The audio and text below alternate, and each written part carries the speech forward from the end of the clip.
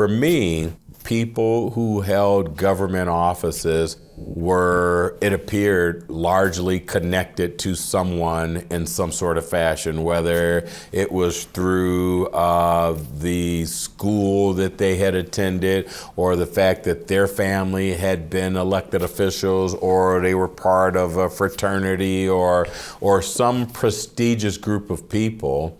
And if you look and think about my upbringing, we were just a poor family who migrated from Illinois to Indiana, and, teen parents, if you will, and just not your typical average person that you would think would gravitate to those positions. But what I did discover is that I had an ability to connect with people. I understood that I had a passion to exercise and to deliver service.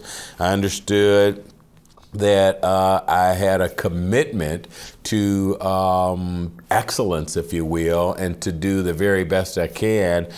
I thought that by running and obtaining the position of precinct committee person, that I could change the world, and I found out very quickly that you could become a little bit more involved, but you certainly weren't in a position to impact the sort of change that I thought was necessary. What really made me understand the relation between being a committee person at this level and actually being able to impact change was my desire to try to get streets repaved in my neighborhood.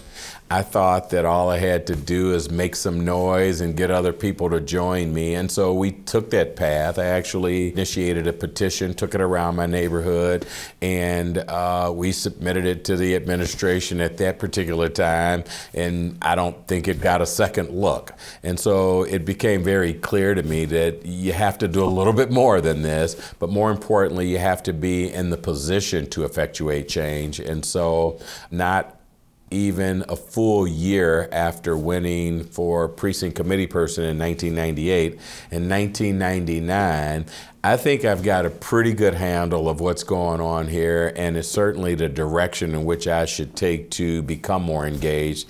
And I filed to run for city council person. I quickly discovered that although I could have a greater impact and a greater connection to the constituents as a council person, that still wasn't the seat where I could actually initiate or implement the type of change that I believe needed to be.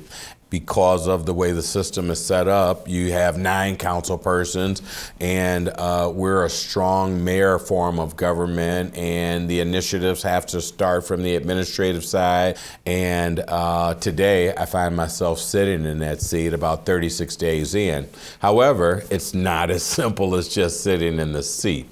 All of the factors and conditions that existed prior to me sitting here still exist, the financial constraints, the political aspects of it, and just the fact that the city finds itself in a really precarious situation.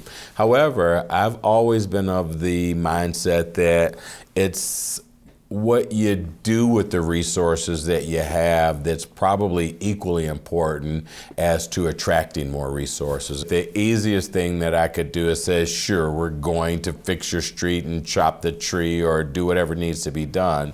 It's not very realistic that I could make a promise like that today.